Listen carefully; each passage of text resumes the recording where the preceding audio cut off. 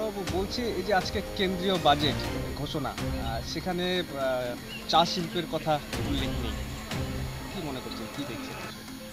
আমরা খুবই হতাশ এবং অবাক। তার কারণ হচ্ছে আমরা ভাবছিলাম ভারতবর্ষের চা শিল্প এমন একটা শিল্প, যে শিল্পে ভারতবর্ষের সবচেয়ে বেশি শ্রমিক প্রত্যক্ষভাবে কাজ করে একটাই শিল্প, সেটা হচ্ছে চা শিল্প। এই চা শিল্প গত কিছুদিন ধরেই বিভিন্ন সমস্যার সম্মুখীন হয়ে আছে।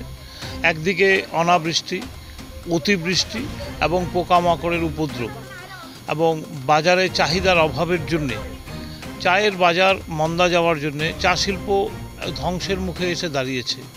সেখানে আমরা সবাই লড়াই করছি। আমরা চাইছিলাম যে এই সংকটের সময় সরকার আমাদের পাশে এসে দাঁড়াবে এবং সরকার কিছু এমন কিছু পদক্ষেপ নেবে যেখানে চা শিল্প আগামী দিনে ঘুরে দাঁড়ানোর জন্য একটা আশার বাণী থাকতো। কিন্তু সেখানে কিছুই না থাকার জন্য আমরা সত্যি হতাশ এবং অবাক। এই যে উত্তরবঙ্গে এবং পাশাপাশি পড়শি রাজ্য আসাম, সেখানেও একটা এরকমই সমস্যা কি? হ্যাঁ, পুরো ভারতবর্ষের কথাই বলছি, আমি শুধু পশ্চিমবঙ্গের কথা বলছি না। ভারতবর্ষে চা শিল্প এমন একটা শিল্প যেখানে সবচেয়ে বেশি সংখ্যক শ্রমিক প্রত্যক্ষভাবে কাজ করে একটাই শিল্প, সেটা হচ্ছে চা শিল্প। সেখানে এই চা শিল্পের সংকট চলছে আসাম, পশ্চিমবঙ্গ সব জায়গায় একই রকম সংকট চলছে। প্রোডাকশান 30 to 40% ডিক্লাইন আছে এই মুহূর্তে।